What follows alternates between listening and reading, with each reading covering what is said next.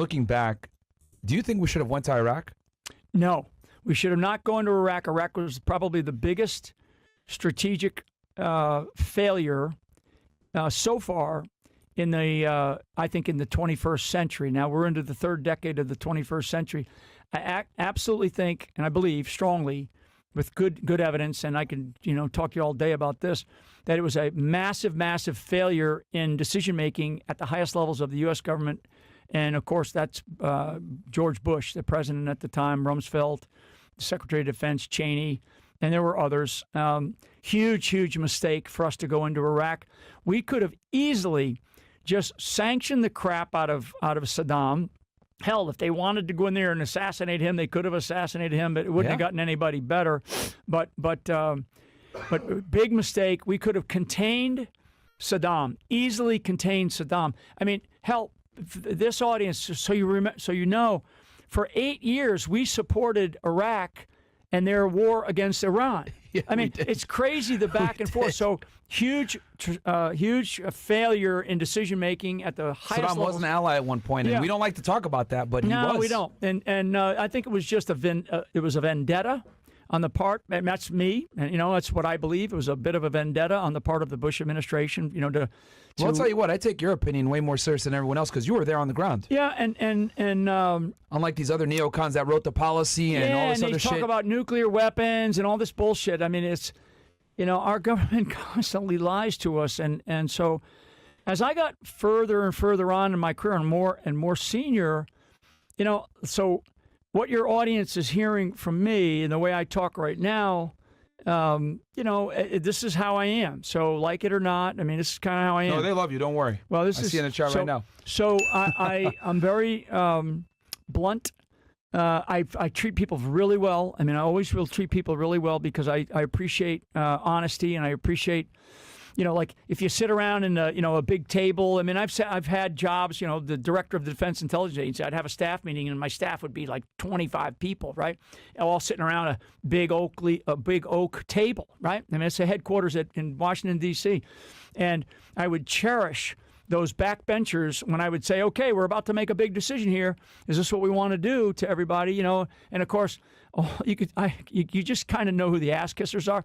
But then some little young government servant in the back row would raise their hand and go, well, sir, I think this is pretty stupid. And I'd be like, oh my God, I want to hug that person. Mm-hmm. Because that's what you want. It's for any of you that grew up, and I grew up, with the story of the emperor has no clothes, right? And, the emperor's riding through town on the back of a horse with no clothes on, and it finally gets to the end, and some little kid says, hey, man, you don't got any clothes on. And the emperor gets embarrassed, right? Because nobody else wanted to tell the emperor they didn't have any clothes on. And that's what happens when you get higher and higher and more senior in rank, is you have all these people around you that want to tell you what they think you want to know, and instead of telling you what you need to know. And that's the way I am. So I want people to be like that around me, and I am that way around others. When I don't get enamored by rank or position. I'm not enamored by presidents of the United States. I'm not enamored by kings or princes or prime ministers. I've been in the company of many of those types of those titles. I have some who are friends. Do you think? So we talked about Iraq. Do you think we needed to also go into Afghanistan, or do you think that was also a colossal failure as well? So and the way we pulled out, if you could comment on that as well, what your opinion is on that? Yeah. So for those, so we went into Afghanistan with the right intentions, but the wrong. And this is a little bit of quarterback, and I'm Monday morning quarterbacking here a bit, so people understand that. The Monday morning quarterbacking is that when I look back at it, because I was in Afghanistan, God, I used to say I lived in Iraq and I vacationed in Afghanistan. I was over there for almost 3.5 years straight. So was this after you? So you guys got rid of Zarqawi and then Afghanistan? I was in Afghanistan before Zarqawi even came on the scene. So I had been deployed to Afghanistan early Gotcha. on. So we went into Afghanistan with the right intentions, but the wrong. What year did you get there? The first time I was in Afghanistan was early 2002. Oh, wow. So okay. yeah, so before actually, even the Iraqi invasion. Oh yeah. Before Iraq was even, they were starting to think about it. We knew that, and that was a big mistake, like I said. But so we should have gotten out of Afghanistan when we put Karzai, President Karzai, in charge the first time in June of 2004 time frame. And the reason we went is because at the time there was information that bin Laden was in Afghanistan, right? Right. That was the main reason we went there. The main reason he was there, Even and though then he was in Pakistan. And then he absconded to he probably there's some great books out there and speculation. The Iranians probably protected him for a little while, and then he moved into Pakistan. There's a lot. I mean, when that whole story comes out, and if you really dig in bits and pieces, it's so ugly from a U.S. intelligence community perspective, how the failures, and folks, what I'm telling you is we do have good people in our country, in parts of our government, but the culture of some of these organizations at the very top is where it really gets set up, gets set in, right? I agree, yeah. It's just terrible. So we should have gotten out of Afghanistan really after we put Karzai in charge the first time. And when he was in charge, we should have downsized. And this is hindsight, right? Because at the time, the first time I was there, I was a colonel, and I was asked the question, by some media. I did a media interview there in Bagram, and it was early. It was very early on. It was probably like May of 2002. And I was asked to, we have some media that showed up. They brought him in a plane. Can you go talk to him? And I did. And I was asked, well, how many enemy are we facing here? We've been told that there's only a few enemy left in Afghanistan, that everybody's out, everybody's been killed or captured or whatever. And I said, at the time, this was like May, I said, well, yeah, and I knew the numbers that we had, captured or killed at the time, and it was small numbers. And I said, yeah, there might be, we may be facing 10,000, spread across the southern and eastern part of Afghanistan. But I said, but there's 500, and I went just like this, just like I'm pointing right now to the media. I said, there's 500,000 of them across the border in Pakistan, and that's going to be our problem.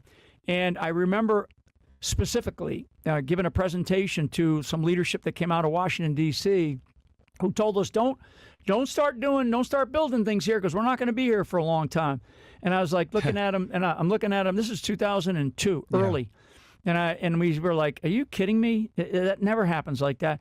And I told them that the greatest threat that we're going to face is information. And the information operations that these people are so good at, because Afghanistan, is they call it the graveyard of empires, right? The British Empire, the Soviet Empire, and now the American Empire. So you asked me about the retreat. Really, I call it the retreat from Afghanistan. When we left, we retreated. We retreated under enemy fire. We left Americans behind enemy lines. We had people that were unnecessarily killed. The brave 13 that were at that gate that day, and we lost, wounded a couple of hundred from that explosion. And everybody saw the C-17 taking off from Kabul International Airfield with the guy hanging off you saw it, right? Yeah, it's nuts. I mean, that should never have happened. It should never have happened. We are much better than that as a military. And for our military leaders, the 4 stars, the 2 stars, the generals, the admirals that were in charge of that mess, they ought to all be. They should resign if they're not already resigned, and I'm not going to sit here and say that they should be court-martialed, but they should, because they're following the orders of their civilian masters, and the orders were just absolutely insane. Yeah. So we could have left in a much calmer, in a much more organized manner. People have died and are seriously wounded because of the complete debacle caused by a guy who has dementia. I hate to say it. Yeah, I mean, I call him Uncle Joe because he's, my Uncle Joe, who I had, he'd be in bed by 4. Yeah. I mean, we're lucky if Joe makes it to 4. Yeah. I mean, and I want people to understand that his behavior didn't just happen like this, last week. I mean, this has been going on since he became president of the United States. So I want people to understand that this is the presidency of the United States of America. This is the person that's supposed to be responsible for being the leader of this country, the free world, and his number one priority, the number one priority of the U.S. government is to protect the safety and security of the American people, period. Mm-hmm. Everything else is secondary. Whether or not we, spend billions of dollars in Ukraine or billions of dollars in the Middle East or going elsewhere around the world, the number one priority is to provide for the safety and protection of the people of the United States of America, period.